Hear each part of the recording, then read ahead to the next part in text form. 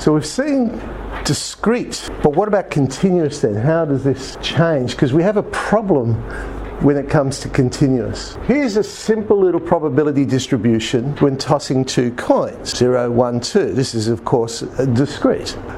Random variable, remember x, we use the capital letter to represent the random variable. We use the smaller letter to represent its value, 0, 1, 2, and so on. The probability function then is the probability of x equals the little x. The cumulative probability function, so if we wanted to create a function which gave us that cumulative one, it's simply this. If I wanted the value x is less than or equal to t, it'd go from x equals a, whatever the first value is, all the way up to the one we're interested in looking at, t. That's all we're really saying there. It's that sum. So for our one here, if I want to know the cumulative frequency going up to 1, well, all the ones going up to 1, a quarter plus a half, it'll be 3/4. So cumulative probability function, also known as the cumulative distribution function. What do we do with a continuous one? It doesn't exist. Right? There's a problem here. Because imagine this. If I said x is going to be the height of an adult. If I'm looking for a value, say, in between 170 and 175, how many possible measurements are there? Well, because we're working on a continuous scale, there's an infinite number of possibilities. I mean, you could keep drilling down decimal points, decimal points, decimal points. So theoretically, there's an infinite number. Therefore, the probability that you find someone with the height of 172.4 is 0. Now, that sounds weird. What? There's no chance? Let's say there were 23 people of that height. But what's the size of the sample space? It's infinite. So its probability would be the limit as n approaches infinity of 23 over n, which is 0. The probability of any single value in a continuous distribution is 0. Creates a bit of a problem. But what we can do is use group data, because then we can turn it into discrete data. Okay. Let's say it's nice and cold. We're going to the mountains to go skiing. Is there enough snow there yet? I don't know, they've started making the snow, I think. But anyway, so our random variable is going to be the time waiting for the ski lift. And instead of actual numbers, because of course that's continuous, we're going to group them into classes. First class will be 0 to 1, next one 1 to 2, and so on. And there's our relative frequency and our cumulative one as well. You see, we don't look at then for continuous data the probability of an actual number. We look for a range of numbers. Okay, what's the probability that it's in between 1 and 3? I could use relative frequencies and have a look at that and say, oh look, between 1 and 3, it'd be 0.196 and 0.210. There it is, 0.406. I could use the histogram and go, okay, now here, the widths of each of these columns are 1, so actually the working out would be the same as the first one. So it would be this column plus this column. Now if the widths weren't 1, then I'd have to do a multiplication to take that into account. Use the relative frequency polygon using the trapezoidal rule. You'll see we don't get the same number though when we do that.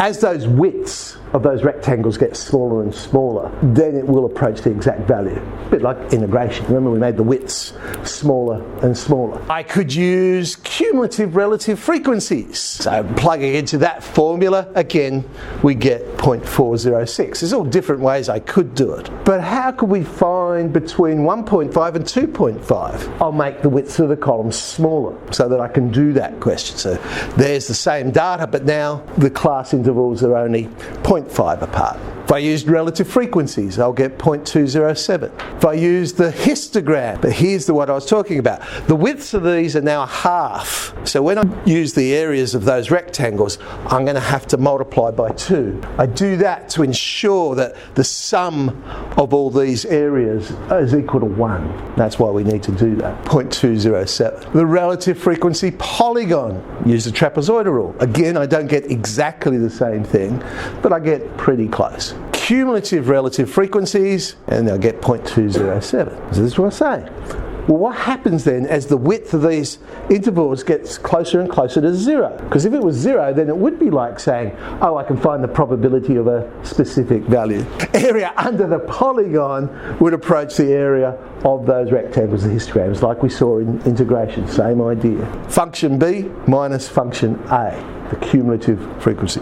The difference in those. Well, we've got all those different ways. We just want to have one way to do this. Brings up this thing called a probability density function. So the probability density function, that is the equation of the polygon as it approaches 0, and it will have these properties then. The function will always be greater than or equal to 0, again because we're playing with probabilities. The value of the area under that curve will be 1 because it'll be the sum of all the probabilities. So if I want to investigate between two values, I've just got to integrate that function from A to B and I'll get the answer I'm looking for. So how would I find a quartile then? Well, a quartile covers the first 25%. So there's a 1/4 chance that's there. So that integral going from minus infinity to Q1 would be a quarter. If I want to find the median, I'd go from minus infinity to M, and Q3 minus infinity to Q3. I mean, the reality is you don't normally substitute in minus infinity because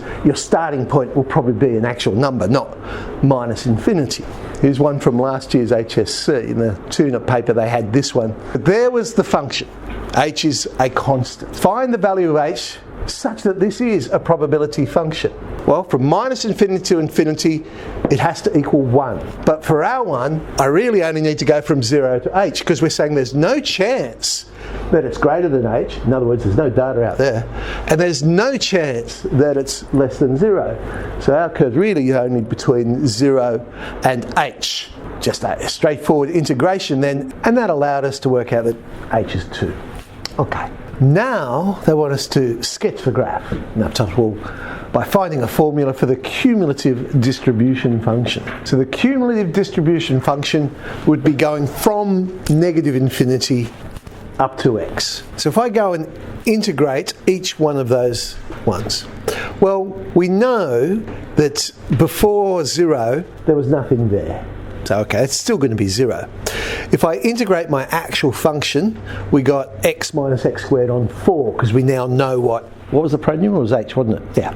We now know what h is. And after that point, well, it's got to be 1 because we've done all the probabilities now. So from that point on, it's just a probability of 1. The curve would end up looking like that. So it's a horizontal line at 0 until we get to 0. Then it becomes this, well, that's a parabola, and then it's a horizontal line going from there. Now find the value of the median, correct to 3 decimal places. So we want to know, when is that function equal to a half? Well, we just solve. X on x squared on 4 is equal to a half, and we get 2 possibilities. 2 plus root 2 or 2 minus root 2, but in the context of our question it's got to be 2 minus root 2, because remember we said it's between 0 and 2 for this one. That must be 2 minus root 2. So how will we find the mode then? The mode is going to be the maximum of our function. So remember, we're drawing a frequency curve. So the highest the frequency, that would be the mode. We know then it'll be when it's a stationary point, and we want it to be a maximum, which is at the top. So the second derivative would be less than 0. But of course, because of the start and finishing points, it is possible that those endpoints are not stationary points. So it might be at either end of the domain. We're going to find the mode of this particular one. As it's a quadratic, I don't actually need to use calculus, because all we're really going to find is the vertex. X will be minus 2 on 2, which is 1. Mode is 1. I don't actually need to know what the frequency is, so I don't need the y value. I just need the value of the mode. All right, so that finishes off